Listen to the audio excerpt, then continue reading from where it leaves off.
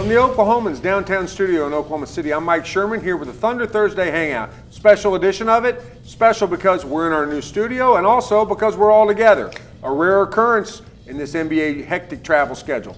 All the way to that end, you know him as Anthony Slater, our Thunder beat writer, columnist Barry Tramel, columnist Jenni Carlson. Let's get started, guys. We were together virtually last week when the Thunder made its big deals. 2 trades that brought, you know who they brought. But Anthony. I'm reminded of the voice of reason in that hangout, and as much as I hate to admit it, the voice of reason may have been you. Yeah, I believe I said let's hold off a little bit, maybe a week, maybe a couple weeks, see how these guys fit. Maybe they'll fit well. Maybe Kendrick Perkins, isn't the MVP of this team, although he's good in the locker room. Kyle Singler is, though, apparently. Well, I said Kyle Singler was a solid two-way player, which I believe he's proven to be. He can hit a three, he can play a little bit of defense. And then he started saying, well, he's not Defensive Player of the Year, which, usually, he's not. But I think you guys are coming to my side of it a week later. I mean, was it just that, you guys were just sad Kendrick Perkins was gone? Is that why you were so? Well, I mean, that's probably 80% of it for me. But before we crown the Thunder completely void of needing Kendrick Perkins, how about we wait till they play somebody besides Denver and Charlotte and whoever else was in that stretch of teams they played, Indiana. I think Perkins' value is still going to be tested later.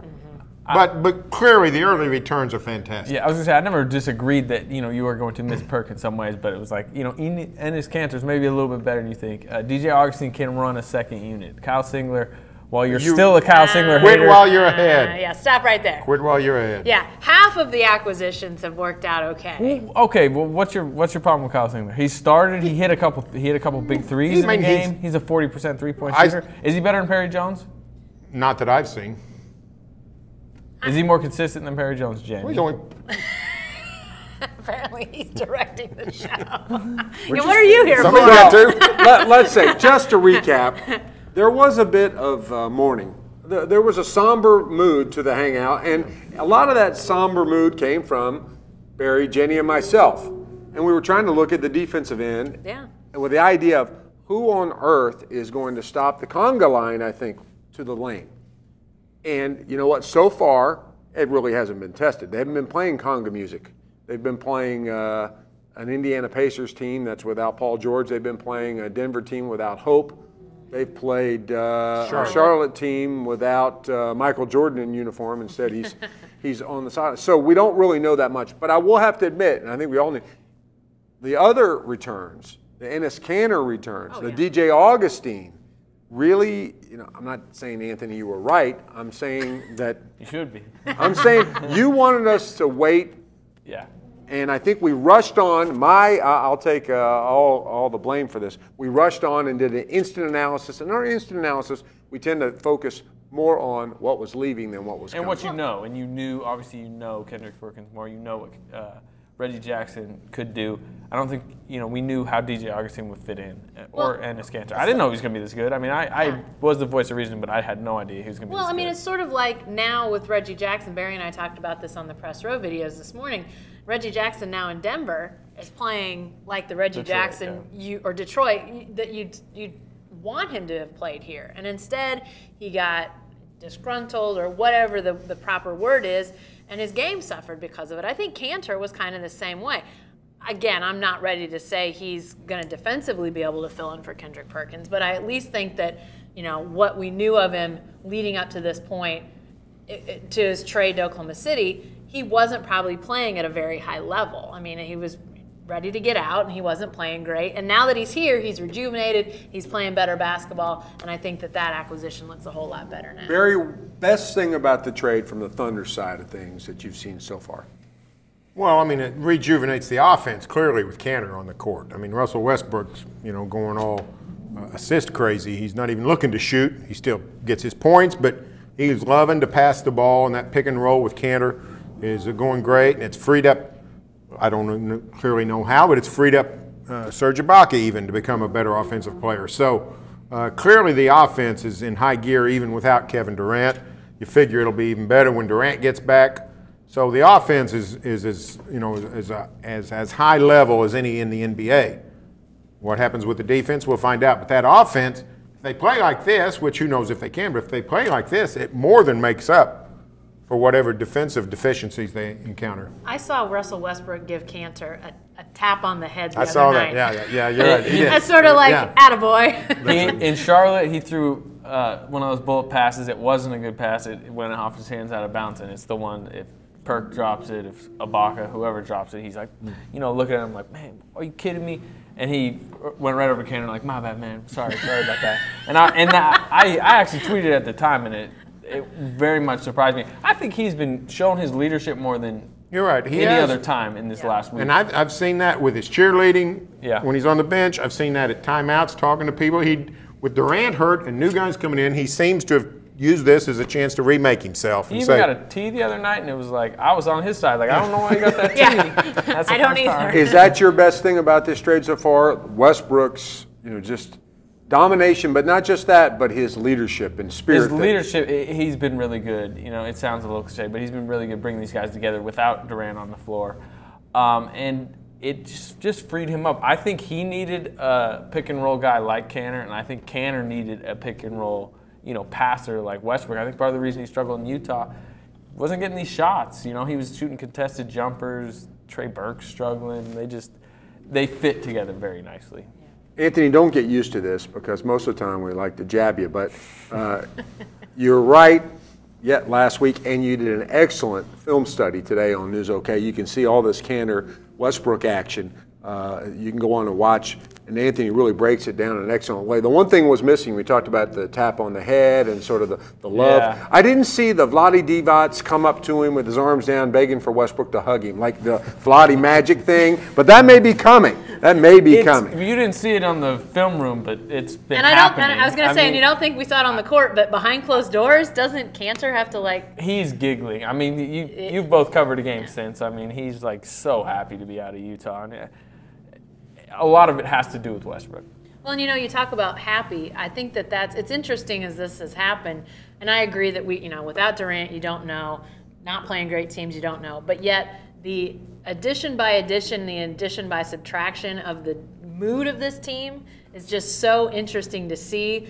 Reggie Jackson, it's obvious that was not working. It was not working. It was becoming divisive. It was becoming a weight on these guys. And so he gets a better situation for him. The team feels better. They add these new guys who are so happy to be in these situations. And just that energy has gone through the roof. Can it continue? Can it carry him against Western Conference leaders? That remains to be seen. But at least for now, you have to like the effect that it's had on this team. The only thing I worry about from Cantor's perspective is he's only seen the nicest Russell Westbrook ever. He's got this idea of Russell Westbrook as this joyful guy. What if they're down, 13 in Portland or Phoenix the next few days, and Cantor does drop a couple balls out of bounds? He may not tap him on the head. He may slap him upside the head. I don't think you'll have to beg him to shoot the ball like he has guys before. That's what ticks Russell off. Jenni, you bring up the spirit on the sidelines. It's almost like the Women's College World Series is back in. All the histrionics and the hand slapping and all that stuff. It's back. The guitar strumming, the pitching. I mean, that was. What do you call this? Because I tried to Russell did that at one point the other night. To me, it looked like he was bowling, multiple. It was like the third base coach bringing the Royals' third base coach and what he didn't do against the Giants. That's what it was. They do it all during timeouts. Coming out of time when timeout whistle gets blown, they all rush out. I want to see him during the game while the game's going on, sitting on and doing chants and hand claps and all that stuff. That's when we know they've jumped the shark. Speaking of chants, there seems to be a chant going up. Staying on Cantor for just a minute about Cantor as a starter. Where do you come down on that? Steven Adams is going to come back in a couple weeks. Jenni, what does Scott Brooks do with the starting lineup when Steven Adams comes back, if anything? I think it's interesting. I don't know. It's going to be interesting to see how this looks against the Blazers, against the Suns, against the Bulls, against some teams that are pretty good coming up here when I don't think Adams is back. But I think it may become situational, especially in the playoffs. Barry, you and I talked about this morning too, in the press row. The fact that Brooks in the playoffs at least showed a willingness to change up the starting lineup depending on matchups. Not so much in the regular season. So I don't know what he's going to do in the regular season. if he'll automatically put Adams back in that role. But I think in the playoffs you could see a lot more flexibility. And you know what he did in the playoffs last year is he twice, when he changed, he went for offense. Yeah. Caron Butler started, and then in the Spurs series, Reggie Jackson started for Thabo. So he clearly pulled defense off the court and put offense on the court to the point where the only guy that really played in Game 6 against San Antonio was Derek Fisher. Yeah. So only guy who scored off the bench, 51-5. So what we're talking about is, Scotty has leaned toward offense. So I'm thinking Enes Kanter may be the man.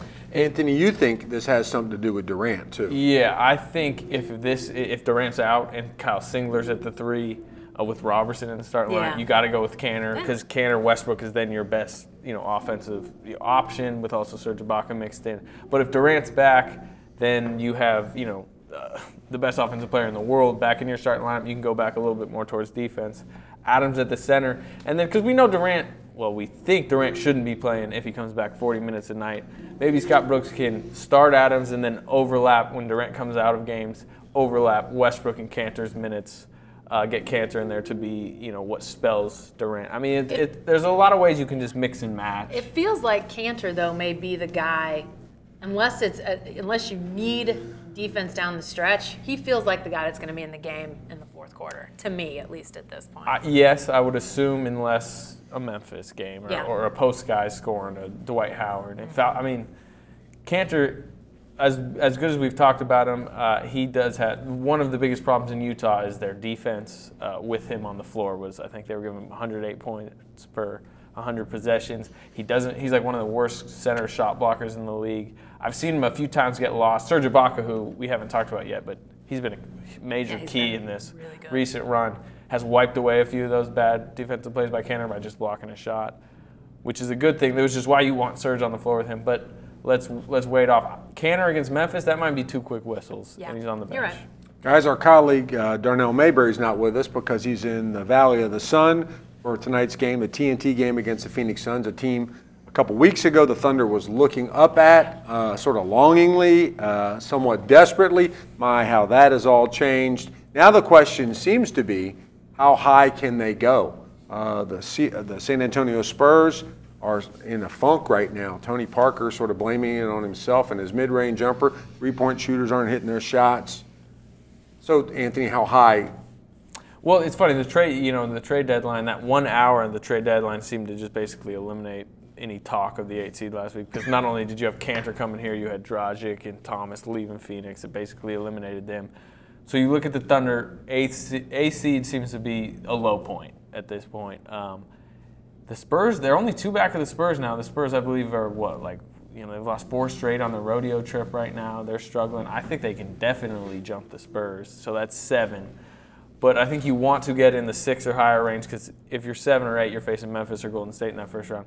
If you can get 6, you get Houston. They match up really good against Houston. It'll be tough. I mean, I think 4.5, something like that behind the Clippers. Yeah. That seems like a lot. The Clippers are playing a lot better than we maybe thought without Blake Griffin. And then there's like a pipe dream is if they can get up to Portland, because if you get by Portland, you win the division. You get in that 4-5 matchup. I don't think it's going to happen, but I'm not saying it's not possible. Yeah, and it's interesting when you think about could they get into that 7 spot. I almost think that they would prefer the Warriors matchup to the Grizzlies matchup. I mean, it seems crazy, but I think that would be preferable. It's a legit question. From my perspective, I think the Thunder match up better with the Grizzlies. They have maybe a psychological advantage. They beat them. The Grizzlies would be like, "Are you kidding me? We get them 2-7." But I mean, there's an argument to be made that maybe they would rather have the Warriors than the Grizzlies. I don't know the answer to that. We're going to get to see Memphis, Oklahoma City. They play down the stretch, and they're not going to be able to guard those Grizzly big men as well now as they have in the past, because Perk was a huge part of that. But the Thunder's never really put pressure on Gasol and Randolph offensively, Thunder offensively. With Kanter now, all of a sudden, you put a little more pressure on those guys. So, I mean, I would use that game to sort of gauge, not that the Thunder's going to tank or, try to fall back. If anyone's going to be tanking, it's going to be 1-2. The Grizzlies and Warriors maybe trying to figure out where the Thunder are going to be and try to avoid them. Jenni, Kevin Durant, the guy who dominated every hangout, every live chat, every story, every, is walking around with a big boot on his leg. Here we talk about the new guys, how high can you go? We've not even gotten to Durant. Yeah. What's your level of concern right now for Kevin? We know that it's a screw in his foot that was causing the problem, not some medical problem with the actual fracture. Right. Does that sort of mitigate it for her? Or are you thinking, oh, that's fine, he'll be back soon? Well, no, it doesn't. It doesn't take the concern to zero by any stretch of the imagination. I think we've talked about this before. Whenever you've got a 6'10", 6'11" guy who is having feet problems, that's not a good thing. I mean, that's not a good thing at all. But I think the fact that they see that the bone is healing properly, it's sort of like when Westbrook had to have that third knee procedure. Stitch. Yeah, when they basically were able to go in and see the knee is healing fine, everything's good. It was almost one of those deals where he was able to say, medical personnel have looked at this and said, it's good to go. I would think there's almost a mental benefit from that, if that's possible, of having a second surgery. So maybe Durant gets a little mental boost from knowing, hey, that bone's healing well, they like the way it looks, but I think they have to use extreme caution. No rushing him back. They do have these 2 games at the end of this week that are tough, but then they get a little lull again in quality of opponents. So, if he doesn't play again for another, week or 10 days, would it hurt them? I mean, they may lose a couple, but, they might have otherwise. So don't rush it would be my thing at this point. Make sure that he's feeling good about it and that the doctors feel good about it before he plays again. Well, particularly since they're playing well. Yeah. I mean, it's not like you have to worry about getting to the playoffs, getting him back. So, yeah, getting him healthy is paramount because as great as it's going, these 3 games have been great, and the 7-game winning streak, everything's fine. The truth of the matter is it's going to get a lot tougher. Yeah. And when you play the Warriors or the Grizzlies or even the Rockets, Blazers, Clippers, whoever's, you've got to have all hands on deck. And even with Durant, we've seen even when the Thunder's been playing well and has everybody, you get in the Western Conference playoffs, and it's a grinder. I mean, just to get past the Grizzlies, just to get past the Clippers last season. So they definitely need Kevin Durant. Yeah, I mean, let's say you face the Grizzlies, give Dave Yeager a 7-game series. We're always thinking about is how can Tony Allen guard Russell Westbrook? How can we scheme up this team? Yeah, you're going to need Kevin Durant in that series. The thing that concerns me is not, like you mentioned, they're not in desperation mode. They don't need him to get to the playoffs. They're probably going to win at a very high clip even without him in the next few weeks. It's just that every time he's gotten back this season, he's looked great. He's coming on the court, he's scoring 40 points, but 3 games later, he's limping with something else. It's a toe, it's an ankle, it's his foot sore.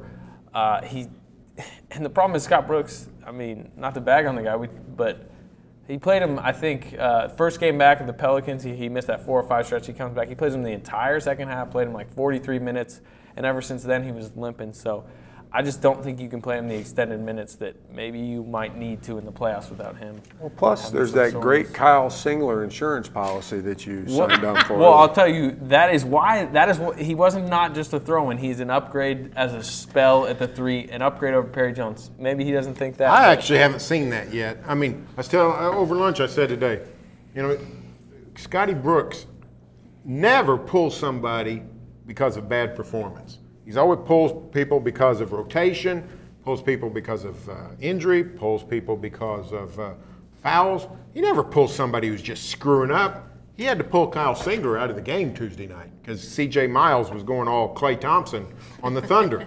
And he said, Andre Robertson, you better go guard that guy because Singler can't. So that to me was a red flag that, that Defensive Player of the Year trophy may not be headed to Oklahoma City. Oh, the humanity. The funny thing is, I kind of viewed Kyle Singler as a player that Barry Tramel would like. I think you turned him against him. I'm blaming you. They could have been you went out there, and you just screwed You had to go giving him the Defensive Player of the Year. Well, first of all, only one person on this panel gave him Defensive Player of the Year. I said he's a decent, solid 2-way player that they haven't had at that position, and then he started mentioning the DPOY. You also said that maybe part of the reason why Singler's starting over Perry Jones is because Scott Brooks just is tired of seeing Perry Jones play. I mean, he's seen enough of Perry Jones. He wants to see what Kyle Singler has, and I have no problem with that. Kyle Singler is a more consistent shooter. Yeah. I think he's more locked in on defense, just like maybe. I'm not saying he shouldn't be playing. I'm just saying, look, hurry back, Kevin Durant. Forget what I say. Well, wrap up that ankle and let's get going.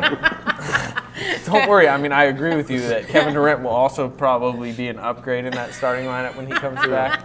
Whoa. Finally, got him on the record. I didn't think we were going to get it. I thought we might have to go another 30 minutes. Let's wrap it up here, guys. There's a lot. We could be talking for another hour about Russell Westbrook's play, and there's all kinds of MVP implications. We got a big game coming up with Houston here in a couple weeks where I think it'll be time to roll out, is Russ the MVP comparatively speaking. But we ought to allow ourselves one last look back at the guys who've departed. Perk is surfaced in Cleveland with a lot of interesting things to say about playing for the King, about things in Oklahoma City, and then lo and behold, Reggie is the Reggie he was against Memphis, playing great. Barry, you even saluted him in your blog and told Oklahoma City what? Well, I mean, I don't see how anybody can hold a grudge against Reggie. I mean, the same kind of attitude that got Reggie booted out of here is what brought Enes Kanter to Oklahoma City. So you can't play both sides of the fence. I think Reggie is just what Detroit needed, and if he does well, I'm happy for him. Reggie and James Harden did the exact same thing. One just did it publicly. Yeah. So if you have no problem with James Harden, you shouldn't have any problem with Reggie Jackson. He's not as good as James Harden, but he saw what James Harden did, and he wanted his own team, and he's going to have it. I mean, he is a starting level point guard in the league, as we've seen the last few games. As we already kind of knew. And like he said, that Sam Presti absolutely maximized what he could have got out of Reggie Jackson. So. Well, and I still think the most interesting aspect to this is what did Sam Presti, what happened that made him believe that they could keep Reggie long term? Because clearly they had a belief at one point that they could make Reggie the James Harden of this group. A foundational player. Yeah, and did Reggie say something? Did Sam believe something? I don't know if we'll ever find that out, but it's interesting to me what happened there. I think the 32-point game in Memphis may have blown his head up a little bit, and then just seeing what James Harden's been doing the last couple of years, he probably said, well, I'm basically moved into this role. I've been compared to him. Maybe I can go and do that. I'm the same age when he left. So. Well, and as you know, we obviously wrote pretty extensively that day before the trade deadline about Reggie and the whole thing. You know, I wonder if Sam thought, hey, I've seen this guy from his Boston College days. I've talked to him. I know his people. I think because at that point, Reggie had made it known he wanted to start. Everybody knew that wasn't going to happen here. So, and yet Sam still had the belief, I'm not that worried about that. I mean, was that really true? Was he really not worried about it, or was he just saying that? I think he always knew he had the trade deadline as like a escape route, and he used it. He did. And boy, did he ever. He did. You know, the sad thing about all this, guys, is that neither Detroit nor Cleveland will be coming back to Oklahoma City. Here we are downtown.